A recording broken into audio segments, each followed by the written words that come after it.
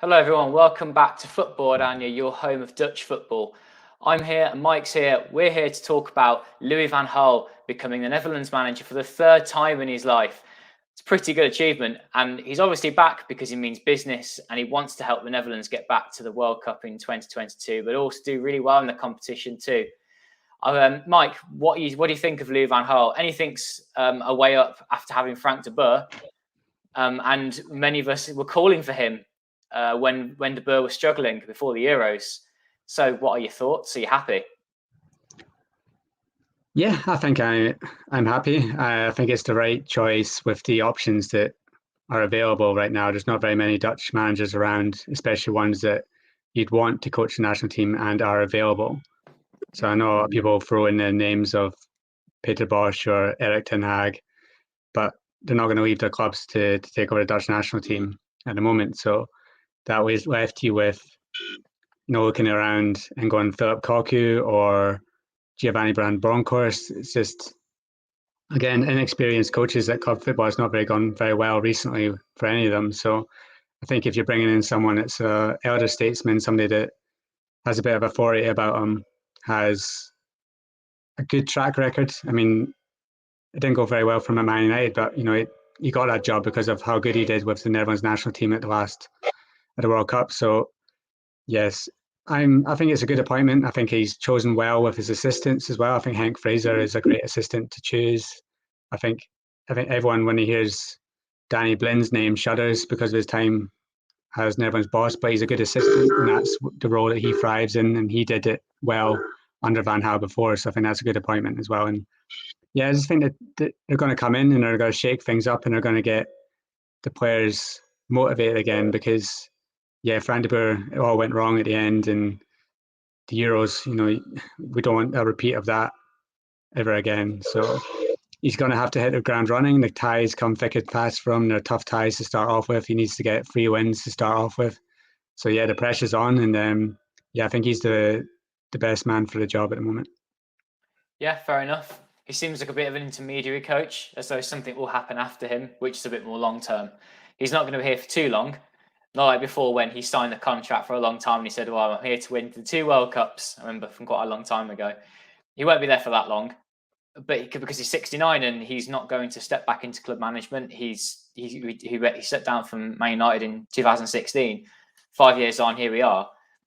He's someone who's come back out because he wants to be the Netherlands boss. We'll talk more about his assistant shortly because there are some interesting appointments that he's made in his backroom team. Should just say, if you are watching live, thank you for your comments, and we'd be interested to hear what you think of Louis van Gaal's appointment. And if you're not watching live, if you're listening to this on SoundCloud, iTunes, or YouTube, just leave a comment and we'll get back to you afterwards. What do you think of the appointment of Van Gaal going forwards in the next year and a half? Because it is a countdown to the World Cup, basically, isn't it? There's some tricky games in September too, which I'm sure we'll talk about as well in a moment. But let's just get a first overall feel about what we're thinking on people that are watching live, what they're thinking of Louis van Gaal's appointment. So someone here says that the Netherlands squad actually needs a manager like Van Gaal. Interesting. I wonder why you think that. If you could elaborate on that further, why Van Gaal? Gabriel hoping for a better qualifying campaign. Whereas Said actually disagrees that Van Gaal is the right choice. Never forgiven for 2002 blunder. He's known to be stubborn and arrogant. He doesn't go along with the current generation of players. I can't say that De Boer did that much better, though. He does go on to say, though, his play style is outdated, and 2014 depended heavily upon the brilliance of the forward players.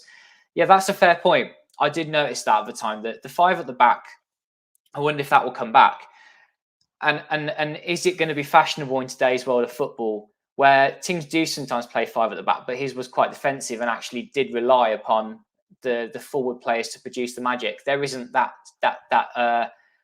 quality now up top.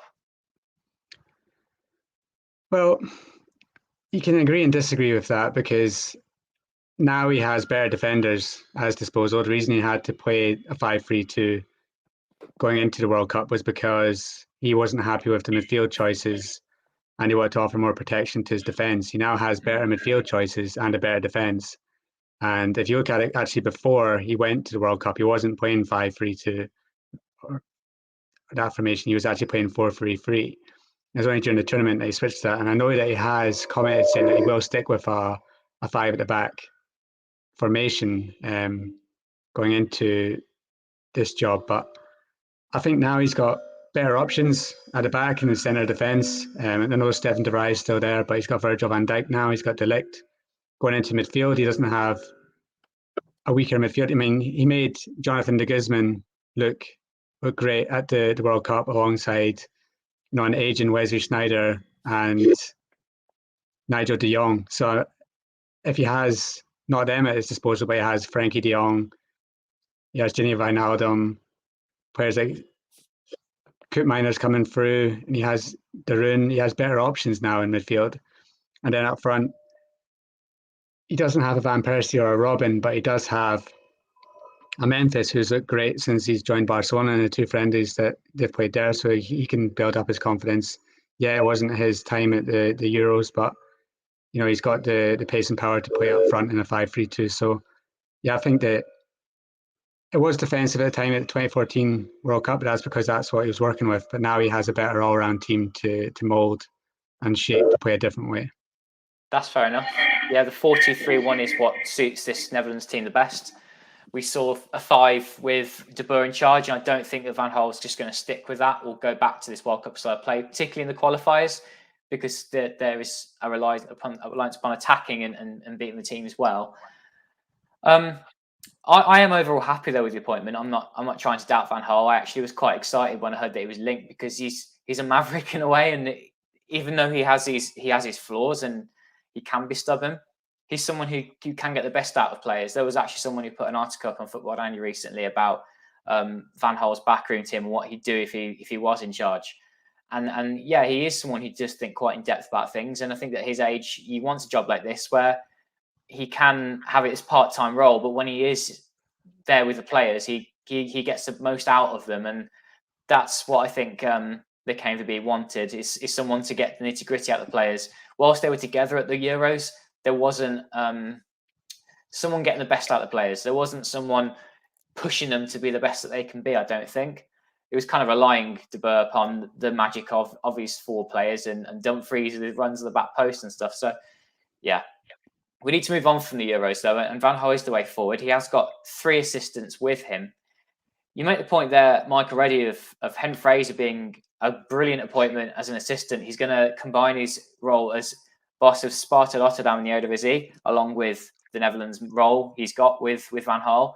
Obviously, he's going to be a very busy man, but he is a great coach and an intelligent manager who I think didn't get off to the best of starts in his managerial career. The test didn't go so well for him, but he did do really good things at Arden Den Haag and Sparta last season. And you made the point about Danny Blind being one of the assistants Van Gaal, and we all know what happened last time that Danny Blind was in charge of the Netherlands. Less said about him, the better. So then there's a third assistant, Frans Hoek, and I don't know much about him. What can you tell me about him, Mike? He's the goalkeeping coach. So he was part of the background team at the 2014 World Cup as well. He's a very experienced goalkeeping coach. Worked with some of the great teams as well. He follows Louis van Gaal around. I think he was there at Man United as well with him. So he's just the goalkeeping coach. Okay. So he's probably going to be helping the keepers where there's not a lot of depth of quality at the moment. Someone actually put a comment saying about how he will actually stick with the 5-3-2 in his press conference, I guess. I don't think he's in a press conference yet, but in his first interview, he was saying about that. What do you think about that, Mike? Do you think that he'll switch to the 4 back pretty quickly? I think we're getting nitty gritty about 5 and 4 at the back because of what it means to the way the team plays. We want to see them 4 at the back because then they can play 3 attacking players. It'd be much more exciting. Yeah, I think that Van Gaal needs to, first of all, get the group together and see what he's working with first, because he's probably seen what Frank de Boer did at the Euros, and he probably would have done it in a very different way, especially the Czech Republic game. And if Van Gaal thinks that that's the formation that's going to get the best out of the players, then let's see what he does. We can only judge him when the first games come around and see how we start playing. So I think that Van Gaal's going to come in. He can stick with a 5-3-2 if he thinks that's the best way forward. Then let's see what he thinks. We'll see the pairing that he has up front. We'll see he puts in midfield, because he might just come and change it, have players in different roles. Who's he going to put at left back? Is he going to stick Van Gaal there? Is he going to stick Van Aanholt, which I doubt now? Or is he going to go back to his Daily Blind left back days from the 2014 World Cup up front? Is he going to have Memphis next to a Weghorst or a Luc de Jong? Or is he going to go kind of what he did at the 2014 World Cup, where he has someone very technical and someone very quick next to him? But we'll see when the first squad comes out. We can judge him after that, and then we can judge him after the first few games. But if he thinks 5-3-2 is the best, then we'll see how that is going forward. I think that I see some of the comments about the appointment only being until the 2022 World Cup. Yeah, Jamie here, yeah. This probably is papering over the cracks again.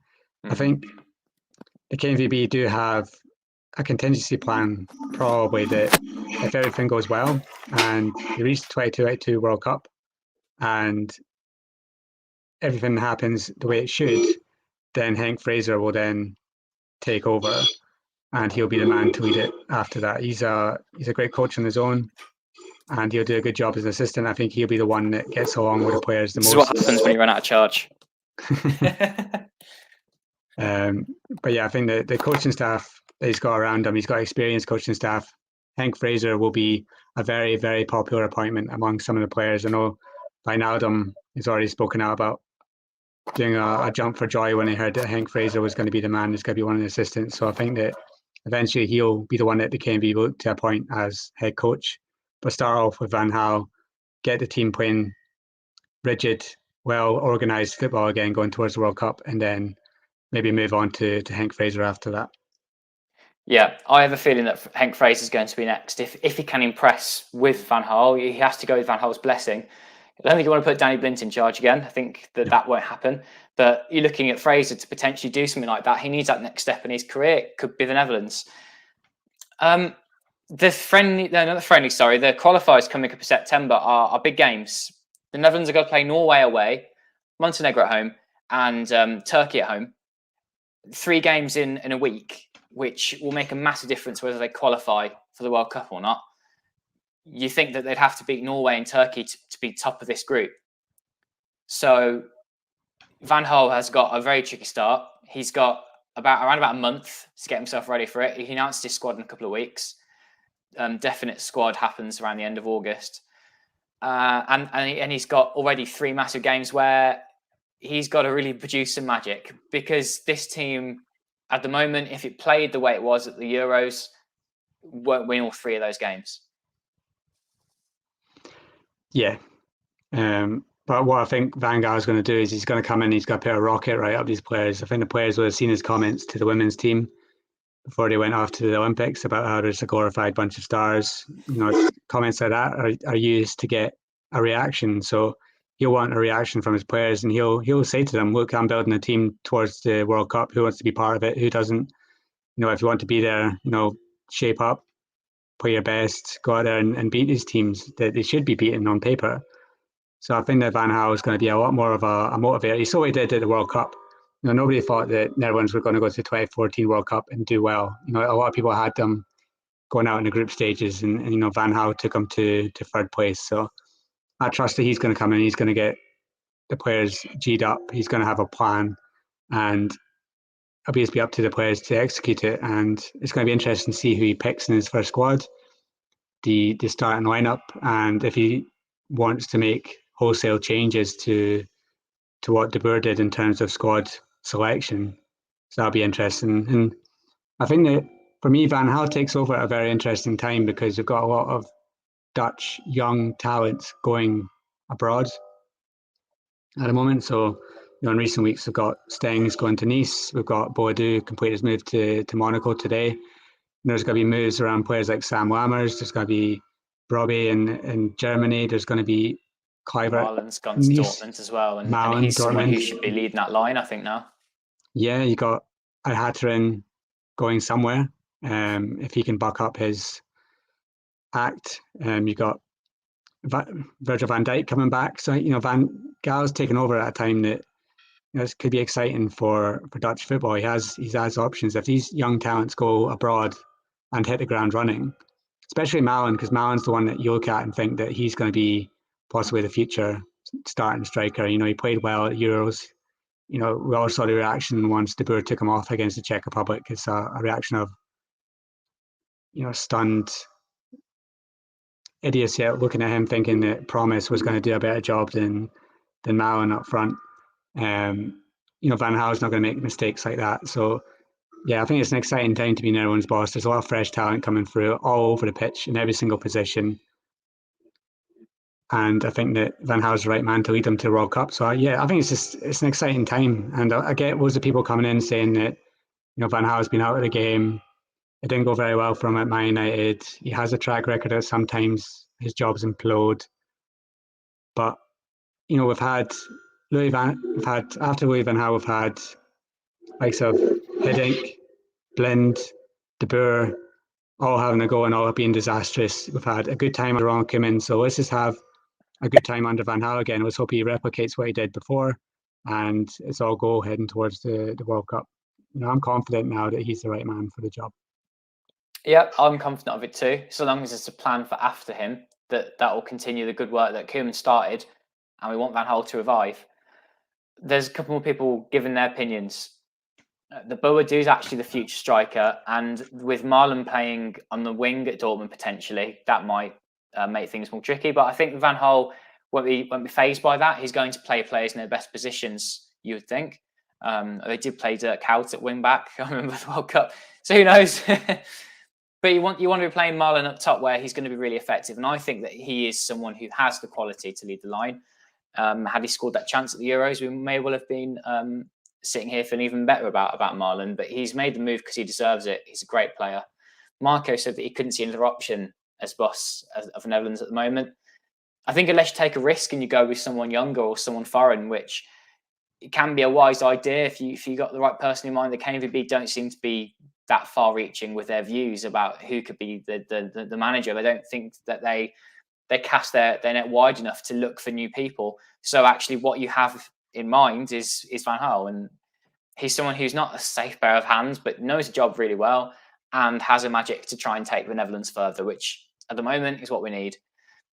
Let's see what he can do in the qualifiers, though, and we'll soon know. I don't think we're in a situation where he's sat before the World Cup. I think he'll be given that time to the World Cup. Once that's over, I don't see him staying in charge. But you never know; might prove me wrong. Just thinking that at the age he's at now, and having been so long out of the game, he may well only have it in him to do it into the World Cup. But we'll see. Finally, Mike, before we go, are there any last thoughts about Van Gaal going into these qualifiers coming up? You said about how he's going to put a rocket at the players. Why is that? Why didn't De Boer get the best out of the players at the Euros, considering their team ethic is actually really strong and they want to play well together? What did De Boer get so wrong with the player management? It's hard to know when you weren't actually in that situation, but I think that looking at the Euros from outside in, I think the group stage went too well for De Boer, and complacency swept in. I think that they looked at Czech Republic and thought, right, we're gonna beat them. We're gonna be on to the next round. We can start planning for Denmark. I think they underestimated the Czech Republic. I think that the players didn't really have a plan going out there for the Czech Republic getting in their face, and the big players didn't turn up in that game. The Memphises, the Van Aldums weren't there, and there was no one telling them to. There's no one screaming at them or no one telling them that they needed to sort themselves out. They're just kind of left to it, and then there was always sort of a damp squib as soon as De Ligt got sent off.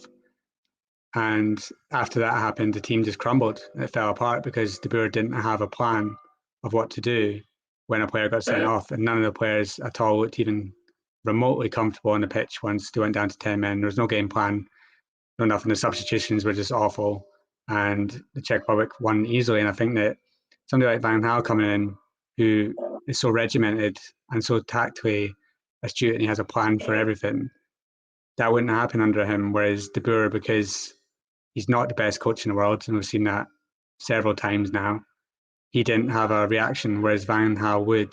And Van Gaal is probably not scared to make the big decisions, because if looking at the game against Czech Republic, you had two forwards up front, one playing very well and one not in the game at all and constantly losing the ball.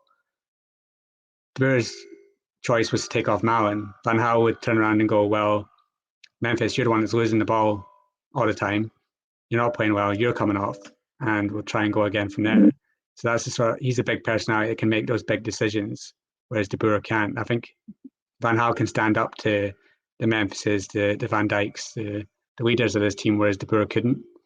So I think it's going to be the impetus that they needed, a fresh start for all the players, but I think one that if you're not playing well, you're going to hear about it, and you're not going to just get allowed to start again because of who you are. A very good point, Mike, and I agree with you wholeheartedly that is what Van Gaal is going to bring to the table. Someone who is not afraid to tell the players what he thinks. De Boer would never have done that, and if De Boer even tries to do that, I think he'd just put it in the wrong way, the wrong words, as you saw with Jasper Cillessen, for example, by casting him out of the squad. Just that as a small example of what we were talking about here. Final comment from Brad saying that Louis deserves a chance. I think he should have had more time at United. De Boer is clueless. Yeah, let's give him a chance. Let's get behind him, and let's get behind the Netherlands going into the World Cup qualifiers. Of course, at Football-Oranje, we'll be doing some stuff around those games, but we've got some things actually coming up very soon before the World Cup qualifiers. Two of which are our Eredivisie season preview podcasts. So do stick around for those. They'll be coming up at the weekend, at the end of the weekend. And we'll be letting you know who we think will win the Eredivisie, who will be relegated, and giving a small preview on each side in the league. So do look forward to that from Football-Oranje. Have a look on our website for much more coming up very soon on the new season and on the World Cup qualifiers coming up. Final thing to ask everyone about is we've recently been asking on social media for you to nominate us if you'd like to for two things from the Football Content Awards. And I've left a link in the description as to how you can vote. It's very easy to do, and also what you can nominate us for. If you've been enjoying our Dutch football stuff, we've been hopefully going to go for the best international podcast, if you like our Dutch football podcasts, and best international club creator. So do so if you think that we deserve that. I left the link in the description. But for now, thanks for joining us. And if you haven't been watching live, leave a comment too about what you think about Van Gaal. Overall, it's a very positive appointment, isn't it, Mike? Despite the fact that it feels a little bit stale with the choice that has been made, it's someone who we know is going to do an interesting job, if not a particularly good one. Yeah, I think it's exciting times. Let's just get behind it. Look forward. It's a good time for Dutch football. Look at what PSV are doing in the Champions League. You got 4 teams and potentially in Europe. You got Feyenoord and Vitesse's games tomorrow if they go well. You got an exciting title race coming up in the Eredivisie, which we'll preview this weekend. So look forward to that. And yeah, I think it's just let's have some positivity going to the new season, because I think there is a lot to be positive about for Dutch football fans, because there's a lot of talent there, and now a manager in charge who actually might know what he's doing. What a brilliant way to end. Thanks everyone for watching. Don't forget to leave a like and subscribe if you're new. Bye.